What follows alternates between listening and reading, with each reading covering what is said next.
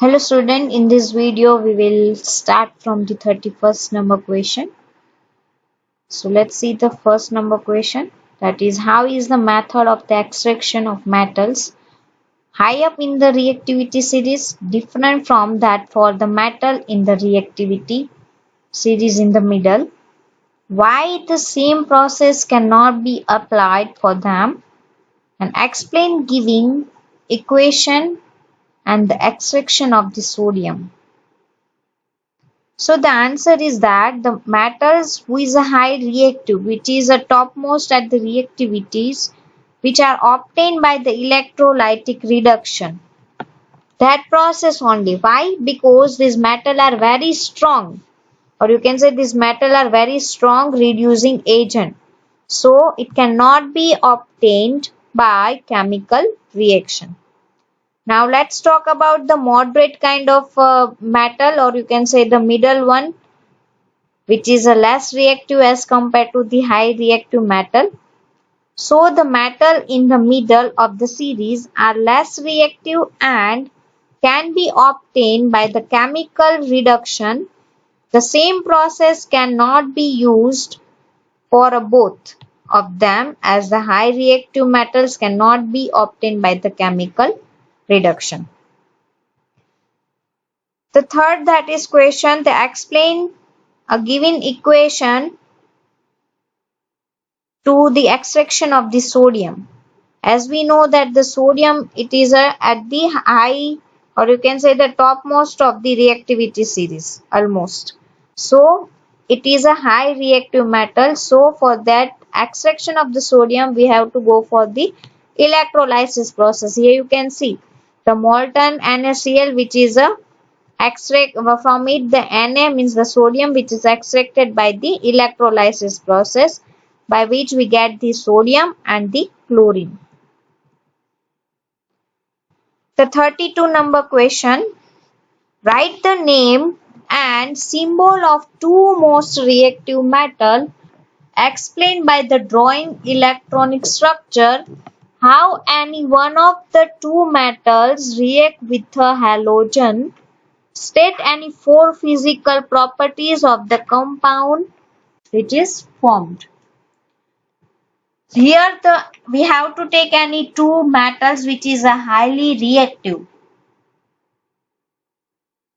So we are choose the potassium and the sodium because it is a most reactive metal and it is a topmost at the reactivity series.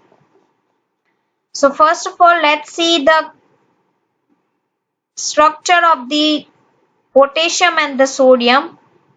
As we know that the potassium possesses the one electron in their outermost orbit. So this one electron which is donated by the potassium to the F. Here the F means the halogen. So this one electron is accepted by the halogen, and how it is complete their outermost orbit. Here you can see in the structure that this one electron which is given by the potassium. So the potassium get the positive charge while this one electron which is accepted by the halogen group. So the halogen group possesses the negative charge. Same that process is happened to the sodium, because the sodium's outermost orbit also contains the one electron. So this one electron is donated to the F means the halogen. So the Na is converted into the Na plus, and the fluorine which gained the one electron from the Na, so it possesses the negative charge. As I told you that where the F is a halogen. The four physical properties of the compound which is formed by this element and the halogen. As we see that here the compound, it is made up by the transferring of the electron, made up by the ion.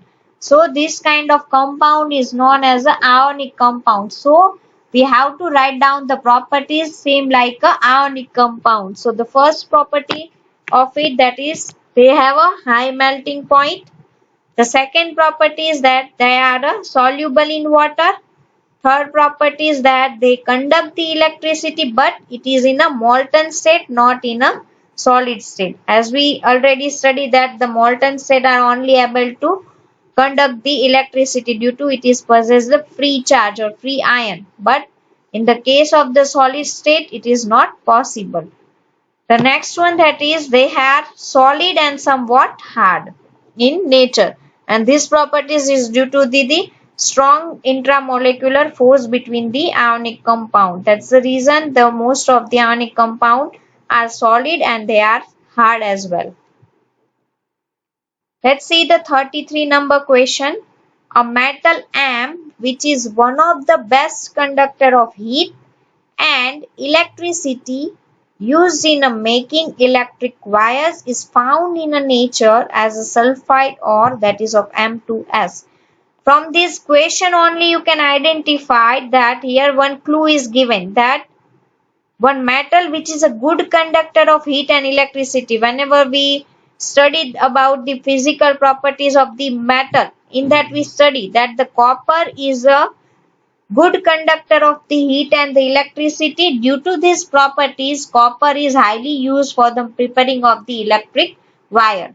So by that clue you can write down that M metal will be of copper. The next question, that it is found in the nature of the sulfide ore, means it is found as a Cu2S sulfide ore. So your answer, the first answer, that name the metal M, means that is a copper.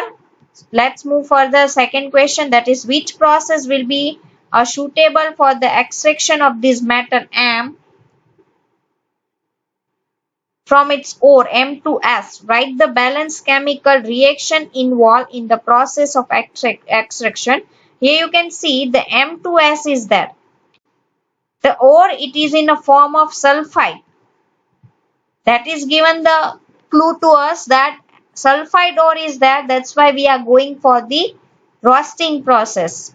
So now write down the equation for the roasting process. Copper sulfide, which is react with the oxygen to form the copper oxide, and along with that the sulfur dioxide is formed. Now the next process, that is a mesmerization, in that the copper sulfide is again react with the copper oxide to form a Cu, means the copper, and along with that the SO2, means the sulfur dioxide is formed. The third question, that with the help of a label diagram explain the process of electrolytic refining of the metal. As I explained in the explanation part of the previous video, in that I explained that it is a concentrated by the fourth flotation method, and the impure copper is purified by the electrolytic refining. So in the electrolytic refining, we have to take a impure metal on the anode. Here you can see the impure copper which is taken as an anode, and whatever the pure metal is there, that is we have to take as a cathode, and we have to use a electrolyte as a metal salt. Here we are extracting the copper, that's why we are using here the electrolyte as a copper sulfate, and along with that we are adding some drop of the dilute acid, so it is help to conduct the electricity. After the passing the current, the electron is generated from the anode side. Copper is from the impure copper, the pure copper is moved to the cathode one, and whatever the impurities is there, which is settled down at the bottom part of the anode, and these impurities is known as the anodic mud, that we already studied in the explanation part. Now let's see in the detail. The impure metal is taken as an anode, whereas a pure metal is taken as a cathode. The soluble salt of a metal is taken as an electrolyte. When the electric current is passed, impure metal change to ions which gain the electron at the cathode, and the change into pure metal, and the impurities which is left behind to the anode is known as anodic mud. At the anode, what the processes occur? From the Cu, it is converted into the Cu plus 2 electron, and this 2 electron is moved further to the cathode side. and we get the pure cathode or pure copper here. So this is the process which is happen into the electrolytic refining. Now let's move further. 34 number question. Give the reason for the following. The first question, that silver and copper lose their shine when they are exposed to the air. Name the substance formed on their surface in each case. The second one, that is tarnished copper vessels are cleaned with the tamarind juice. And the third one, that is the aluminium is more reactive than the iron, and there is a less corrosion of aluminium as compared to the iron when the both are exposed to the air. Let's see the first answer. As we already see this question in the previous question, that the silver which is react with the sulfur in the atmosphere to form a blackish color coat, that is called as a silver sulfide, and these metals get the corrode. And if you are talking about the copper, then copper is react with the moisture of the air. Along with that, it is also react with the carbon dioxide. So it's form a greenish layer of the basic copper carbonate. Here in the second, that Cu, here the U is must be in a small, is a mistake is there. But the formula of the basic copper carbonate, that is of CuCO3 into CuOH twice. The second question, that tarnished copper vessel are clean with the tamarind juice. Why? Because the tamarind contains the acid which reacts with the basic copper carbonate, and the product gets dissolved and removed from the copper vessel. That's the reason we are cleaning the copper vessel with the tamarind juice. The third one, that is the aluminium is more reactive than the iron, yet is less corrosion of aluminium as compared to iron when both are the exposure to the air. So the answer is the aluminium form a oxide layer on the surface which does not further react with the air. That's the reason it is a less corroid. Now let's move further. The 35 number question. Write the electron dot structure of a sodium, oxygen and the magnesium. B question, that show the formation of Na2O means the sodium oxide, MgO means the magnesium oxide by the transfer of electron. Name the ion which is present in this compound. C. List three properties of ionic compound. So let's start with the A. The sodium, as we know that the sodium possesses the one electron in the outer orbit, or you can say the one valence electron. It is denoted as a dot here. And if you are talking about the oxygen, then it possesses the outermost electron, that is of 6, and Mg, that is of 2. Now the second question is that the formation of Na2O and the MgO by the transfer of electron. Here the Na2 is there. So from the one Na, one electron is donated to the oxygen, and another Na also donate their one electron to the oxygen. So the Na plus, but here the two molecules are there. That's why Na plus 2.